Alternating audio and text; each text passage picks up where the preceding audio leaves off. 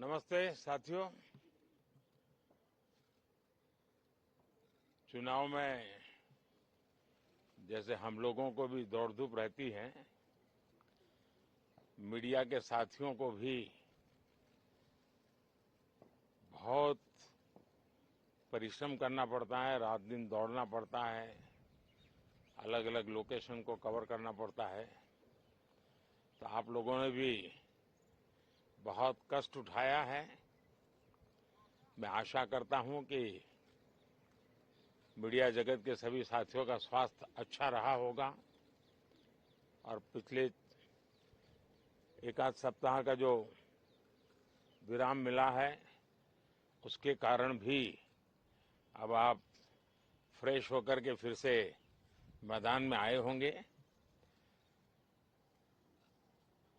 तो 18वीं लोकसभा, और वैसे भी हमारे यहाँ व्यक्ति के जीवन में 18वीं इसका बड़ा महत्व होता है।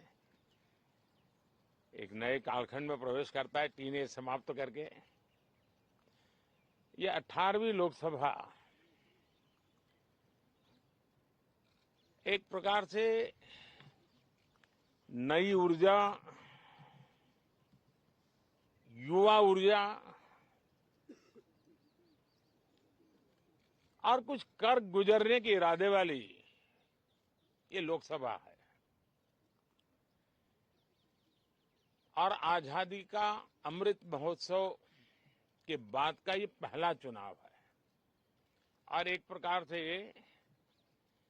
वो 25 वर्ष हैं जो हमारे अमृतकाल के 25 वर्ष हैं और जो 2047 देश जब आजादी की शताब्दी मनाता होगा,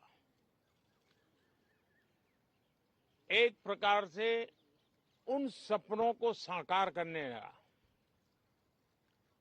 एक बहुत महत्वपूर्ण पड़ाव ये 18वीं लोकसभा है। साथियों, एनडीए सरकार को तीसरी बार देश की सेवा करने का देशवासियों ने आदेश दिया है, अवसर दिया है। मैं देशवासियों का फिर से एक बार ये अवसर देने के लिए हृदय से आभार व्यक्त करता हूं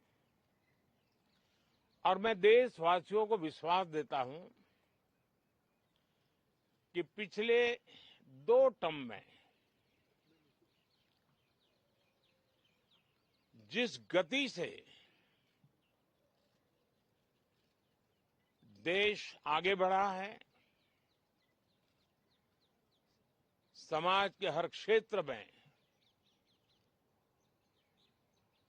परिवर्तन साफ साफ नजर आ रहा है।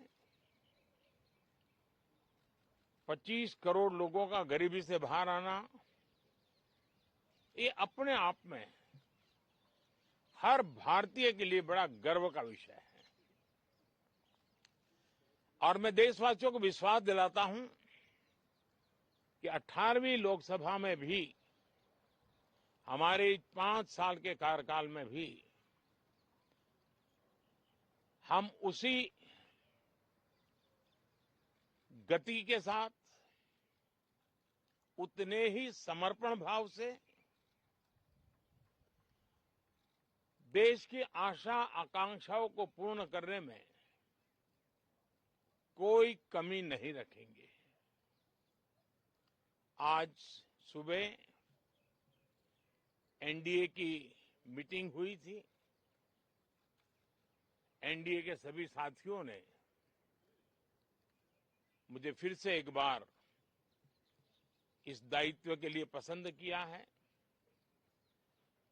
और सभी एनडीए के साथियों ने राष्ट्रपति जी को इसकी जानकारी दी और राष्ट्रपति जी ने मुझे अभी बुलाया था और मुझे प्रधानमंत्री डेजिग्नेटेड के रूप में काम करने एक नियुक्ति दी है और मुझे शपथ समारोह के लिए और मंत्रिपरिषद के सदस्यों के सूची के लिए उन्होंने सूचित किया है। मोटे तौर पर मैंने राष्ट्रपति जी को कहा है कि हमें 9 तारीख शाम को सुविधा रहेगी। अब बाकी डिटेल तो राष्ट्रपति भवन वर्कआउट करेगा और हम तब तक मंत्रिपरिषद की सूची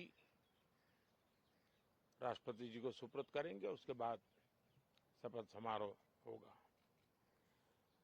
साथियों, सरकार एनडीए की एक प्रकार से एनडीए 1, एनडीए 2 और एनडीए 3 ये एक निरंतरता है और हमारे संकल्पों को लेकर के, सुशासन के प्रति हमारी प्रतिबद्धता को लेकर के और देश के सामान्य जन के सपनों को पूरा करने के प्रयास के रूप में इस निरंतरता को हम और अधिक ऊर्जा के साथ और अधिक व्यापक विजन के साथ आगे बढ़ाएंगे और समय सीमा में लक्ष्यों को प्राप्त करने का हमारा प्रयास रहेगा। 2014 में मैं बहुत नया था। मुझे अब एक लंबे समय तक इस कार्य का अनुभव मिला है, हमारी टीम को अनुभव मिला है और इसलिए हमारे लिए अब तुरंत ही काम को आगे बढ़ाना बहुत ही सरल रहने वाला है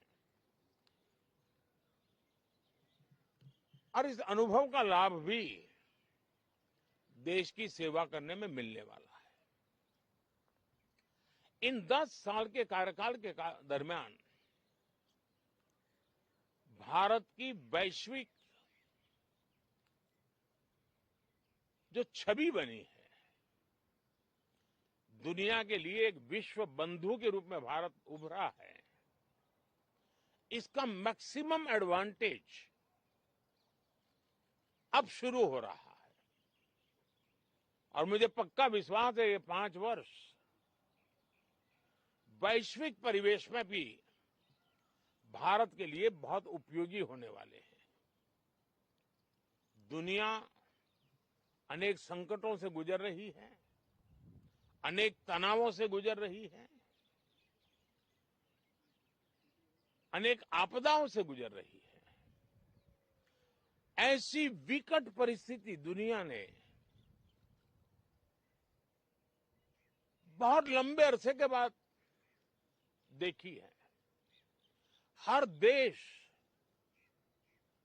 इन सारी समस्याओं के बीच अपने आप को बचाए रखना, बढ़ाते रहना,